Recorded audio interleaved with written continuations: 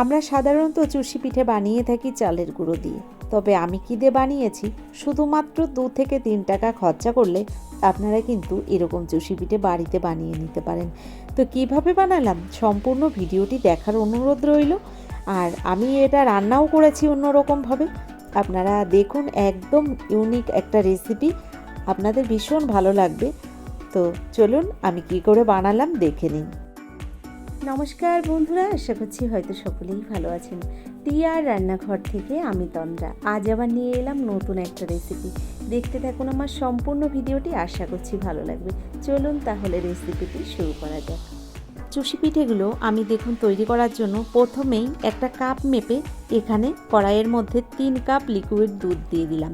এই দুধটা কিন্তু আগে থেকেই জাল করা দুধ রয়েছে, আর আমি এই দুধটা গ্যাসটাকে অন করে কড়াইয়ের মধ্যে দিয়ে দিলাম।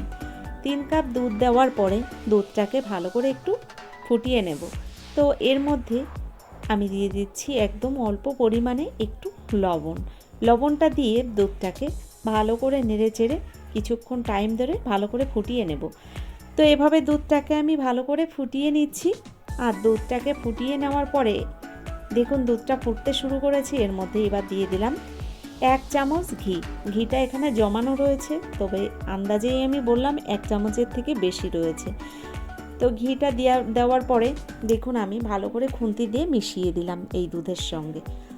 এবার দিয়ে দিচ্ছি এর মধ্যে 1 কাপ পরিমাণে সুজি। যে কাপ মেপে আমি দুধ ব্যবহার করেছিলাম সেই কাপ মেপে এখানে 1 কাপ সুজি দিলাম দুধের মধ্যে। 3 কাপ দুধের জন্য 1 কাপ সুজি। মাপটা যদি ঠিকঠাক থাকে তাহলে কিন্তু পিঠাটা খুব সুন্দর আপনারা বানিয়ে নিতে পারবেন।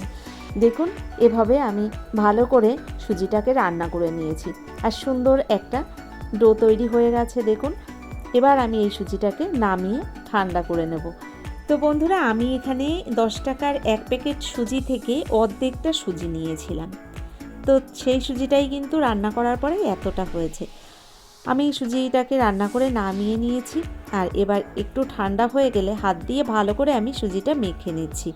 তো সুজির ডোটা এভাবে আমি হাত দিয়ে চেপে চেপে ভালো করে মেখে নেব।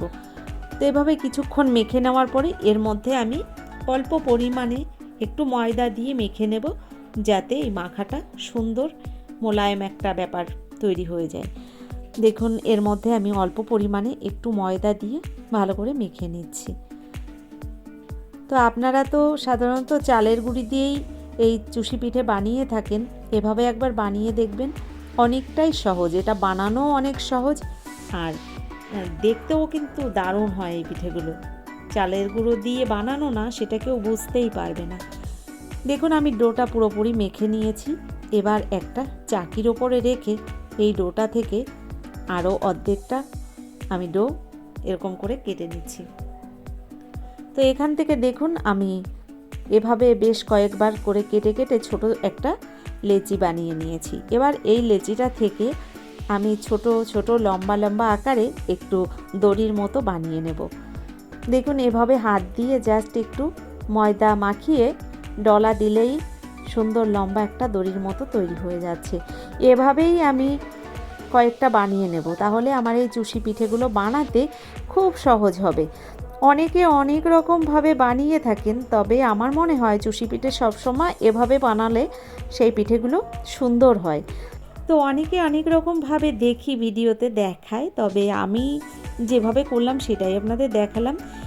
আমার মনে হয় এটাই সবথেকে সহজ পদ্ধতি, সেটাই আপনাদের সঙ্গে শেয়ার করলাম। দেখুন এখান থেকে আমি যে লম্বা লম্বা আকারে দড়ির মতো বানিয়ে নিয়েছিলাম, এখান থেকে বাঁ হাত দিয়ে ছোটো ছোটো টুকরো কেটে নিচ্ছি, আর ডান হাত দিয়ে এভাবে বেলুন চাকির ওপরে আমি ডলা দিচ্ছি হাত দিয়ে। কি সুন্দর তৈরি হয়ে যাচ্ছে। এটা কিন্তু বানানো খুব একটা কষ্টের কাজ নয়, তবে যারা পারে তাদের তো খুব তাড়াতাড়ি বানিয়ে নিতে পারে, আর যারা পারে না তাদের একটু লেট হয়ে যায় এটাই। তো আমি কিন্তু বানিয়েছিলাম, আমার খুব একটা টাইম লাগেনি। আমিও খুব ফাস্ট করতে পারি, সেটা আপনাদের সঙ্গে ক্যামেরায় আমি একটু স্লো করে দেখাচ্ছি। এত স্লো আমি কিন্তু পিঠেগুলো বানাইনি, ফাস্টই বানিয়েছিলাম। তো এই চুষির পায়েস যারা পছন্দ করেন তারা তো জানেন এটা কিভাবে রান্না করতে হয়। তো আমি কিন্তু পিঠেটা একদম অন্যরকমভাবে আজ তৈরি করব। তো এখানে দেখুন আমি একইভাবে পিঠেগুলো সব বানিয়ে নিচ্ছি। আমার অনেক বন্ধুদের দেখেছি ঝাঁঝরি হাতা দিয়ে বা গ্রেটারের সাহায্যে এই পিঠেগুলো বানিয়ে দেখায়, কিন্তু আমিও আপনাদের দেখাবো যে গ্রেটারে বা ঝাঁঝরি হাতা দিয়ে কখনোই এভাবে পিঠে বানানো সম্ভব নয়।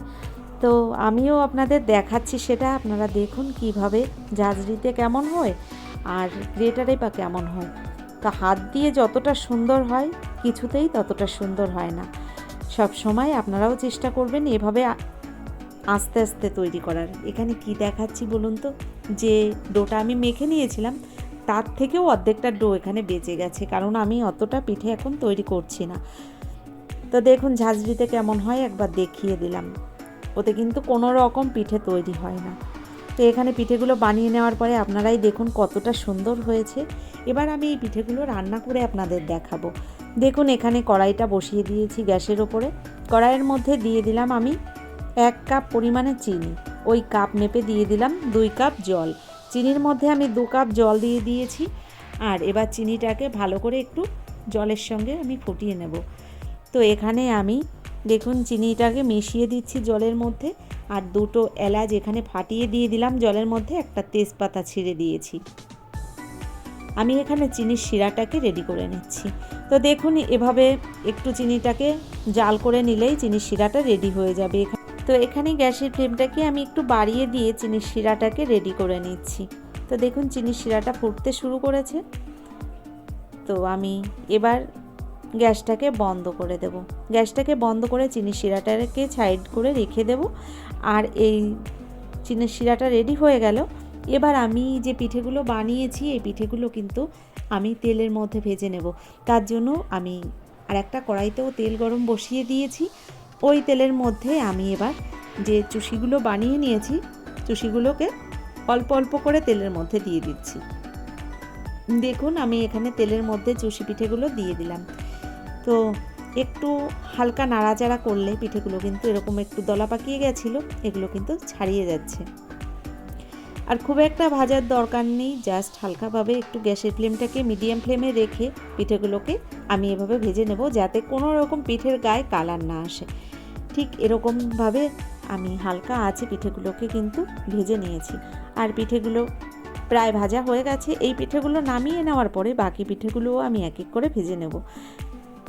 তো দেখুন চুষিগুলো কিন্তু পুরোপুরি এখানে ভাজা হয়ে গেছে। এবার আমি নামিয়ে নিচ্ছি। তো দেখুন এখানে পিঠেগুলো আমি নামিয়ে নিচ্ছি। আর এই পিঠেগুলো নামিয়ে নেওয়ার পরে ওই তেলের মধ্যেই আমি বাকি পিঠেগুলোও এক এক করে আবার দিয়ে দেব। তো আপনাদের নামিয়ে নেওয়ার পরে আমি একটু দেখাচ্ছি, দেখুন পিঠেগুলো কি দারুণ দেখতে হয়েছে। পিঠেগুলো নামিয়ে নেওয়ার পরে বাকি পিঠেগুলোও আমি ওই তেলের মধ্যে দেখুন এক এক করে ভেজে নিচ্ছি।